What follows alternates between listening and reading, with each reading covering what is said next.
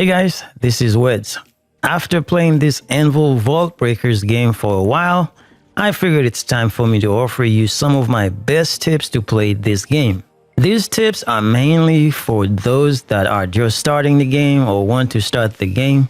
However, I'm hoping there's a little bit of something for those veteran players as well. So, without further ado, let's get it.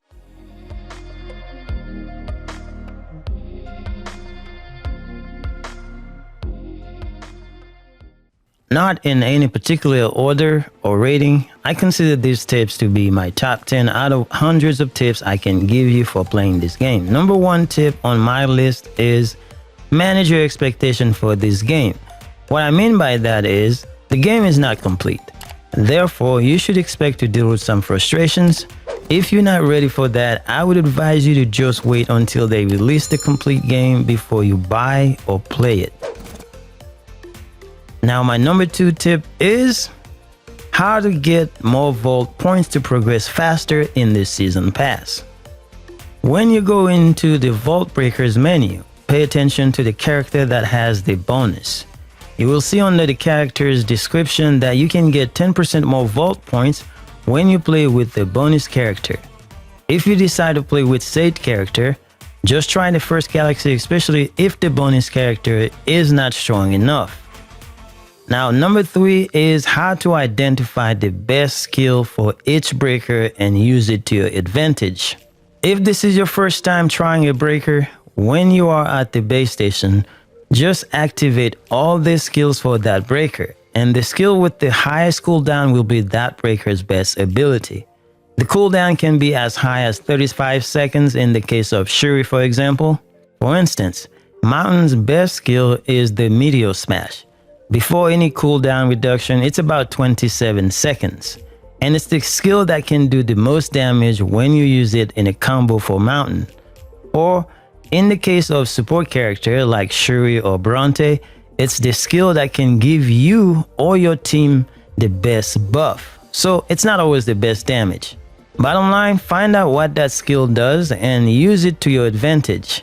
And if you want to find out what any skill does for any character, just go to the data box at the base station, then skill upgrade, and select the character for which you want the information.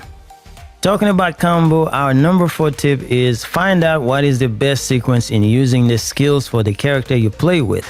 Each breaker has a combo or sequence that can provide the best outcome. Let's take again Mountain as an example. His best sequence or combo is Recoil Stun, Jump Shock, then Meteor Smash. The last one gives you that big damage. Now you can also do Recoil Stun, Meteor Smash, then Jump Shock just to mix things up and not get bored. But the first one gives you the best bang for your buck, especially when cooldown and RNG are on your side. Our tip number 5 is don't waste your time on Galaxy 3 until you unlock all the season points upgrades and acquire all the best relics. Trust me, it's not worth it. And it's simply for bragging right at that point, so if you're not geared up, don't bother. Most teams won't even make it past the 3rd planet. This brings us to tip number 6.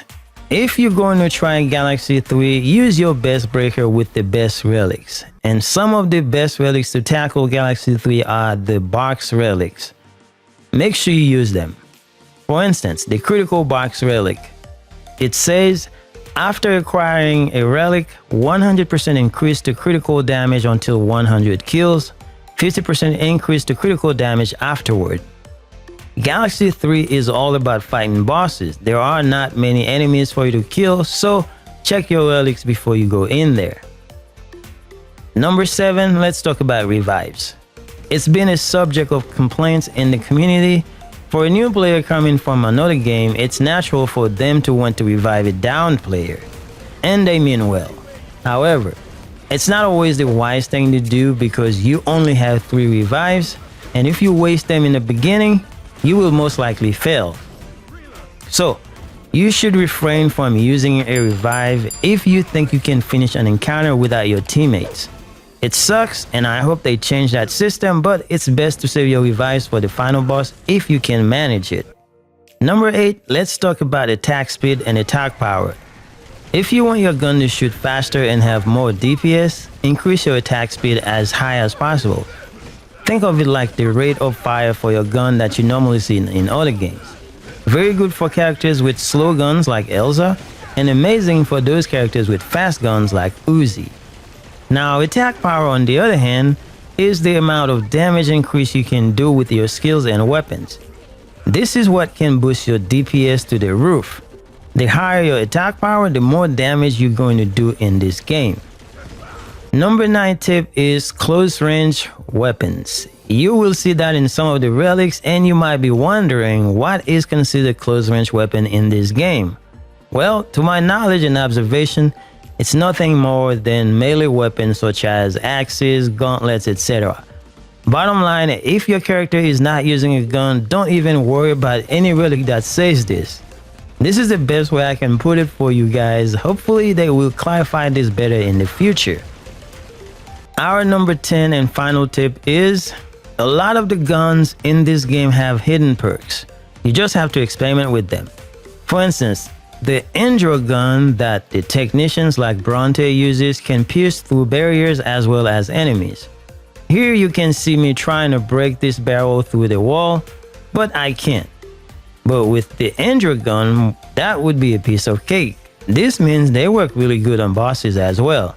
Now, as a bonus tip, the best toy worker in my opinion is the Power Dog, and the best breaker is Mountain.